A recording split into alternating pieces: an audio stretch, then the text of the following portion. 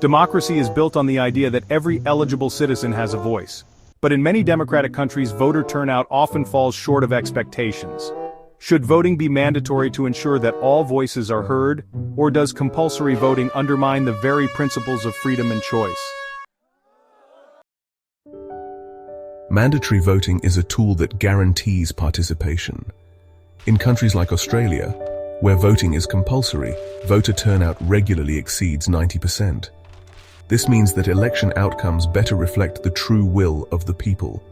When voting is voluntary, only a fraction of the population engages, often leading to skewed results that do not represent the majority. Supporters of mandatory voting argue that it promotes civic responsibility. In a democracy, everyone has a duty to contribute to the political process, just as they would to other civic duties, like paying taxes or serving on a jury. By making voting mandatory, governments can ensure that no voice is left unheard.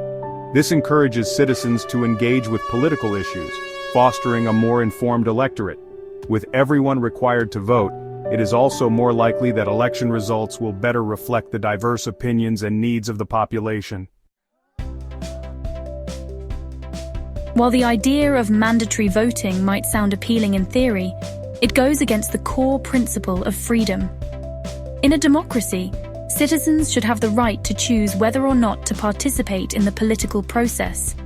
Forcing people to vote limits their individual freedom, compelling them to engage in a system they may not agree with. Opponents of mandatory voting argue that democracy should be about freedom of choice. People should be free to decide whether or not they wish to participate in elections. Compulsory voting, they argue, might lead to citizens casting uninformed or random votes simply to fulfill a legal obligation. Mandatory voting could also result in apathy or disengagement. When voters are forced to participate, they may not take the time to learn about the candidates or issues. This could lead to a higher number of donkey votes, or votes cast without any thought or knowledge, which does not contribute to meaningful democratic decision-making. One of the main benefits of mandatory voting is that it encourages political engagement. In countries with voluntary voting, the electorate often becomes complacent. Young people, minorities, and lower-income groups are particularly likely to abstain from voting. These groups may feel their votes don't matter, or they may be disillusioned with the political system. By making voting compulsory, we can reduce these gaps in voter turnout. In Australia, for example, mandatory voting has been credited with encouraging broader participation from historically underrepresented groups, including indigenous communities and lower-income citizens. Several countries, including Belgium and Brazil, have made voting compulsory, and their experiences offer valuable insights. In Belgium, voter turnout averages over 85%, compared to much lower rates in countries where voting is voluntary. However, these countries have also faced challenges such as fines for non-voters, which critics argue are punitive and unnecessary. While mandatory voting can boost participation, it also raises legal and ethical questions. Fining citizens for not voting can be seen as an infringement on personal freedoms. The question is whether the benefits of increased voter turnout outweigh the potential downsides of enforcement. Additionally, some argue that mandatory voting doesn't necessarily lead to a more informed electorate.